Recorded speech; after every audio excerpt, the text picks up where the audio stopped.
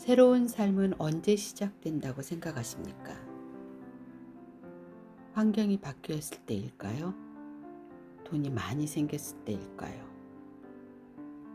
아니면 오랫동안 바라던 문제가 해결되었을 때일까요? 우리는 대부분 결과가 바뀌는 순간을 새로운 시작이라고 생각합니다.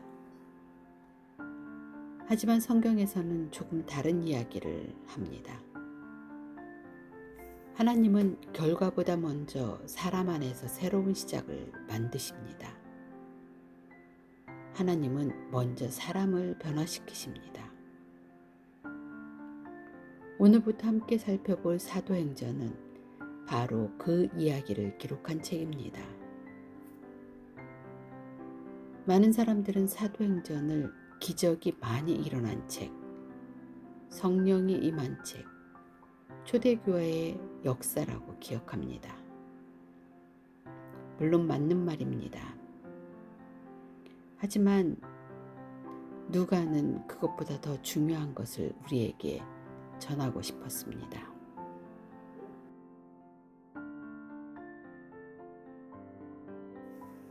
누가복음은 예수님께서 직접 행하시고 직접 가르치신 이야기였습니다. 그렇다면 사도행전은 어떨까요? 예수님은 십자가에서 끝나지 않으셨습니다. 부활에서도 끝나지 않으셨습니다. 승천에서도 끝나지 않으셨습니다. 이제부터는 성령을 통해 사람들 안에서 계속 일하기 시작하십니다. 예수님의 이야기는 끝나지 않았습니다. 그래서 사도행전의 주인공은 베드로도 바울도 아닙니다. 끝까지 살아계신 예수님이 주인공입니다. 그리고 오늘 사도행전 1장은 그 새로운 이야기가 어떻게 시작되었는지를 우리에게 보여줍니다.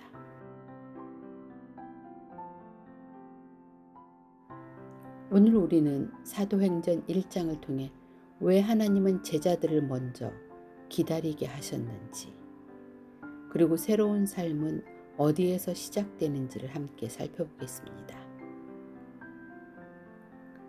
누가는 사도행전을 시작하면서 한 사람의 이름을 부릅니다. 데오빌로요. 그리고 이렇게 말합니다. 내가 먼저 쓴 글에는 예수께서 행하시며 가르치시기를 시작하신부터. 여기서 우리는 한 단어를 그냥 지나치면 안 됩니다. 바로 시작하심입니다. 시작. 왜 시작이라고 했을까? 누가복음은 이미 끝났습니다. 예수님은 십자가에서 죽으셨고 부활하셨고 곧 승천하십니다. 우리라면 예수님의 사역이 끝났습니다 라고 썼을 것입니다.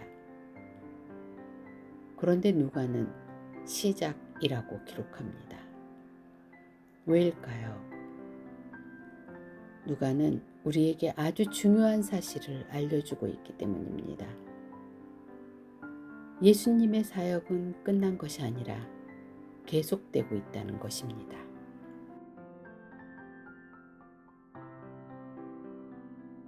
이것이 사도행전 전체를 이해하는 열쇠입니다. 우리는 사도행전의 주인공을 베드로라고 생각합니다.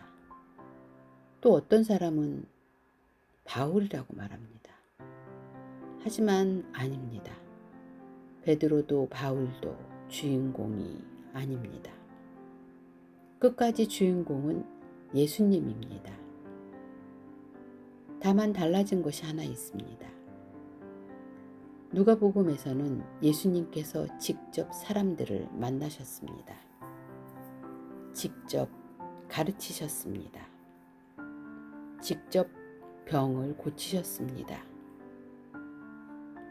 그런데 사도행전에서는 예수님께서 성령을 통해 사람들 안에서 계속 일하십니다.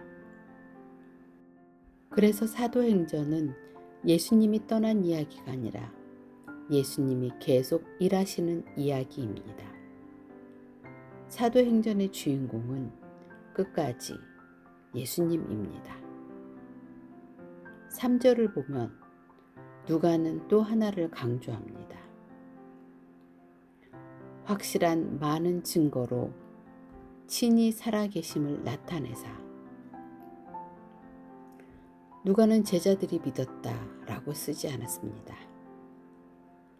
먼저 예수님께서 살아계심을 친히 보여주셨다라고 기록합니다.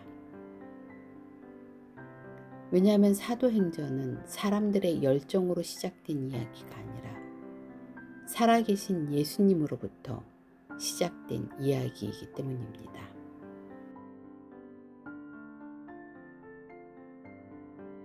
그리고 누가는 예수님께서 40일 동안 제자들과 함께 하시며 계속해서 하나님 나라를 말씀하셨다고 기록합니다.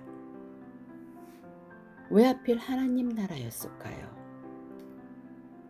제자들은 앞으로 세상을 바꾸는 사람이 아니라 하나님 나라의 가치를 살아가는 사람이 되어야 했기 때문입니다.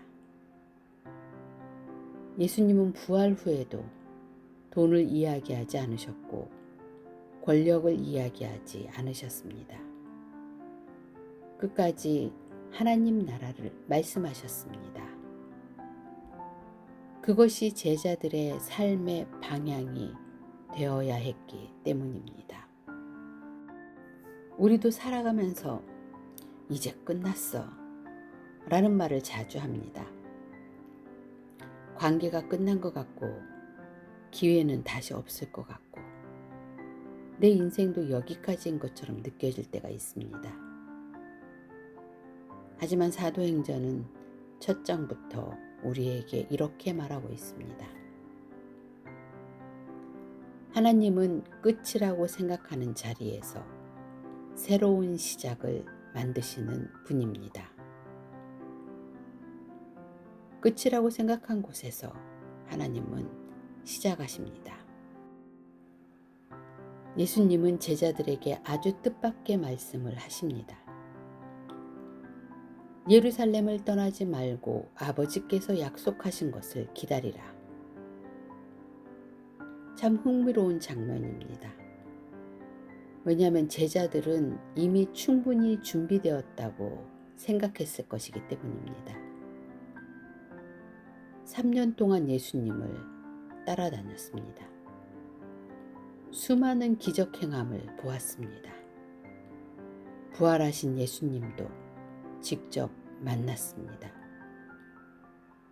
우리 같으면 이렇게 말했을 것 같습니다. 자, 이제 출발합시다. 그런데 예수님은 말씀하십니다. 아직 아니다. 제자들에게 능력이 부족해서였을까요? 성경은 그렇게 말하지 않습니다. 예수님은 성령을 기다리라고 하셨습니다. 여기서 우리가 한 가지 오해하지 말아야 할 것이 있습니다. 많은 사람들이 성령을 생각하면 먼저 특별한 능력을 떠올립니다. 기적, 방언, 놀라운 역사들을 생각합니다. 하지만 사도행전 1장에서 예수님이 가장 먼저 말씀하신 것은 능력이 아니라 함께 하심입니다. 예수님은 떠나시지만 제자들을 혼자 두지 않으십니다. 하나님은 성령을 통해 계속 사람들과 함께 하시겠다고 약속하십니다. 하나님은 사람을 혼자 두지 않으십니다.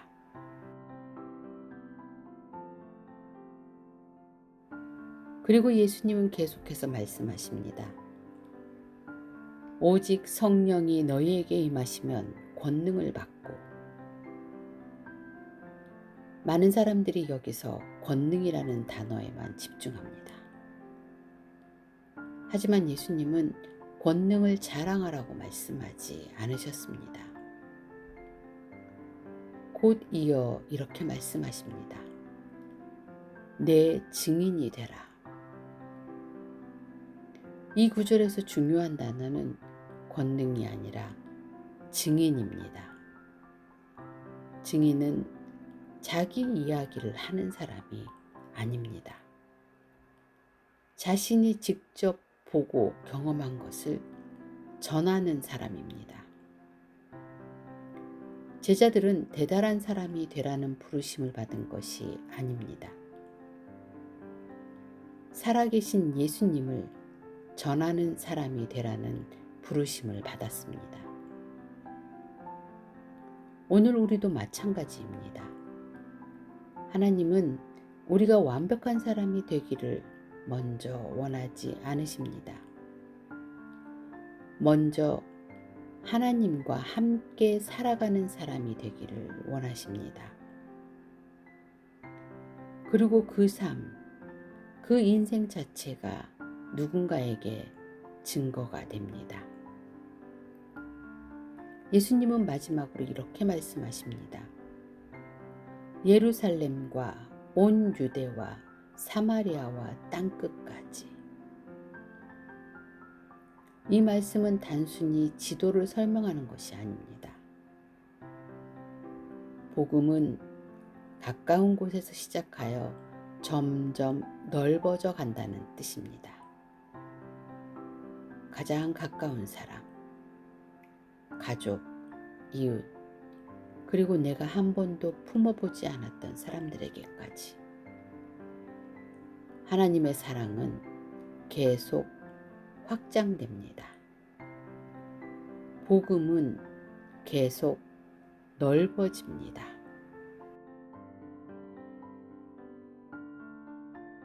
우리도 종종 준비가 끝나면 시작하겠습니다 라고 말합니다. 하지만 하나님은 함께 하심이 먼저라고 말씀하십니다. 성령은 우리에게 일을 더 많이 시키기 위해 오신 분이 아니라 하나님께서 오늘도 우리와 함께 걸으신다는 약속입니다. 그래서 새로운 삶은 내가 모든 준비를 마치는 날 시작되는 것이 아니라 하나님과 함께 걷기 시작하는 순간부터 시작됩니다. 예수님은 말씀을 마치신 후 제자들이 보는 앞에서 하늘로 올려지셨습니다. 그리고 구름이 예수님을 가려 더 이상 보이지 않게 되었습니다. 제자들은 한동안 하늘만 바라보고 있었습니다. 사랑하는 스승이 떠나는 모습을 차마 눈을 뗄 수 없었을 것입니다. 그때 두 천사가 나타나 이렇게 말합니다. 갈릴리 사람들아, 어찌하여 서서 하늘을 쳐다보고 있느냐.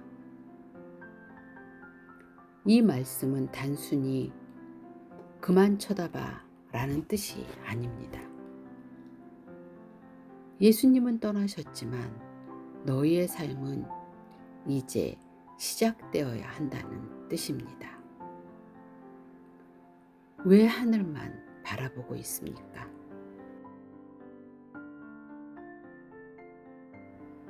우리도 신앙생활을 하면서 제자들과 비슷할 때가 있습니다.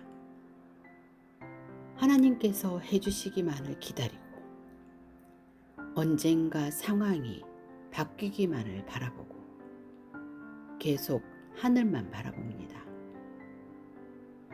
하지만 천사의 말은 오늘 우리에게도 들려옵니다. 이제 걸어가라. 예수님은 떠나셨지만 사라지신 것이 아닙니다. 곧 성령을 통해 제자들과 함께 하실 것입니다. 그러므로 이제는 하늘만 바라보는 믿음이 아니라 하루를 살아내는 믿음이 필요합니다. 믿음은 오늘을 살아내는 것입니다. 여기서 또 하나 눈여겨볼 말씀이 있습니다. 천사는 말합니다. 하늘로 올려지신 이 예수는 너희가 본 그대로 다시 오시리라. 이 말씀은 막연히 하늘만 바라보며 기다리라는 말이 아닙니다. 다시 오실 예수님을 바라보며 오늘 맡겨진 삶을 살아가라는 초대입니다. 소망은 미래를 향하지만 순종은 오늘 이루어집니다. 소망은 미래를 향하고 순종은 오늘 시작됩니다.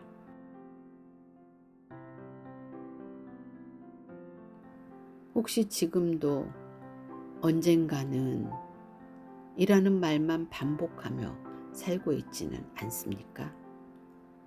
언젠가 준비가 되면, 언젠가 형편이 나아지면, 언젠가 시간이 생기면.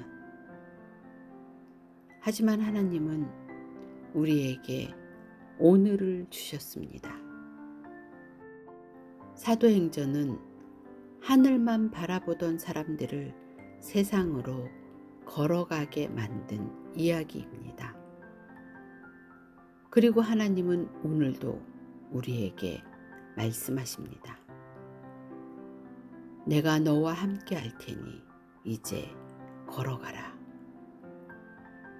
새로운 삶은 오늘 한 걸음부터 시작됩니다. 예수님께서 승천하신 후 제자들은 예루살렘으로 돌아옵니다. 그리고 한 장소에 함께 모입니다. 성경은 이렇게 기록합니다. 마음을 같이하여 오로지 기도에 힘쓰더라. 저는 이 표현이 참 아름답다고 생각합니다. 예수님이 떠나신 후 제자들은 두려워하지 않았습니다. 서로를 탓하지도 않았습니다. 각자의 길로 흩어지지도 않았습니다. 함께 모였습니다. 그리고 함께 기도했습니다.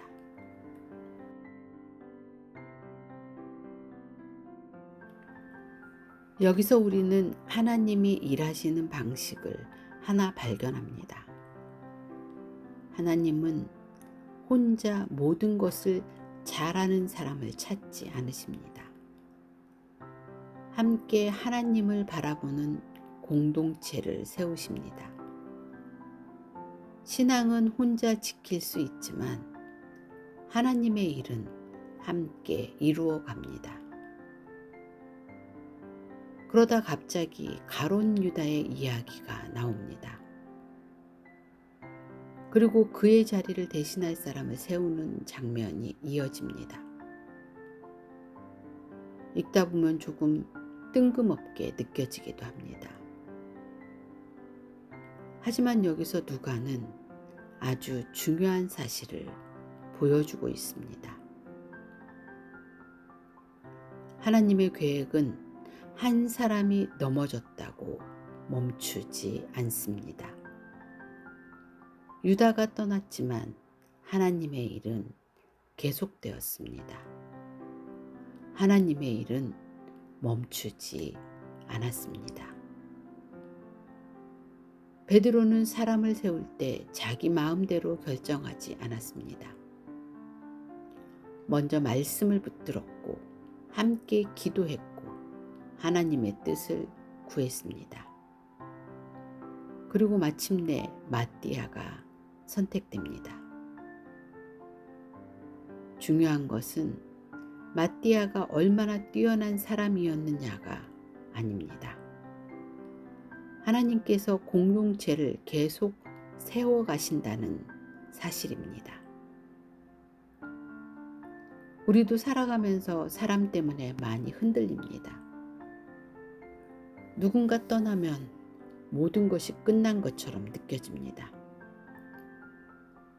믿었던 사람이 실망을 주면 앞으로 나아갈 힘도 잃습니다. 하지만 그런 우리에게 사도행전 1장은 말합니다. 사람은 바뀔 수 있습니다.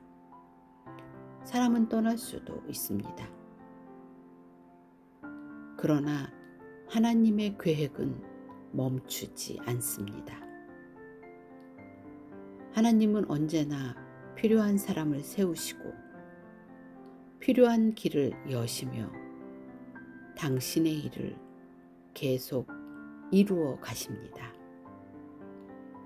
사람은 떠날 수 있어도 하나님의 계획은 계속됩니다.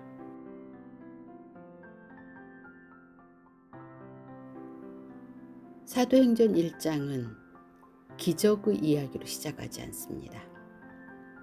성령 강림으로도 시작하지 않습니다. 새로운 삶을 준비시키시는 하나님으로 시작합니다. 예수님은 살아계십니다. 성령을 약속하십니다.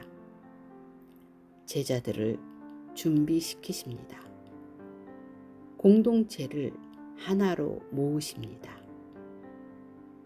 그리고 새로운 역사를 시작하십니다. 오늘 우리의 인생도 마찬가지입니다. 혹시 지금 눈에 보이는 변화가 없다고 해서 아무 일도 일어나지 않는다고 생각하지는 않으십니까? 사도행전 1장은 우리에게 말합니다. 하나님은 보이지 않는 곳에서도 일하고 계십니다. 그리고 그 일은 언제나 사람 안에서부터 시작됩니다. 새로운 삶 시작됩니다. 성경을 삶의 언어로 여기는 인사이드 안쪽입니다. 새로운 삶은 어느 날 갑자기 시작되지 않습니다. 하나님이 사람 안에서 일하시기 시작할 때 새로운 삶도 시작됩니다. 다음 시간에는 사도행전 2장을 통해 성령께서 사람을 어떻게 변화시키시는지 함께 묵상해 보겠습니다. 지금 화면에 보이는 영상을 이어서 보십시오.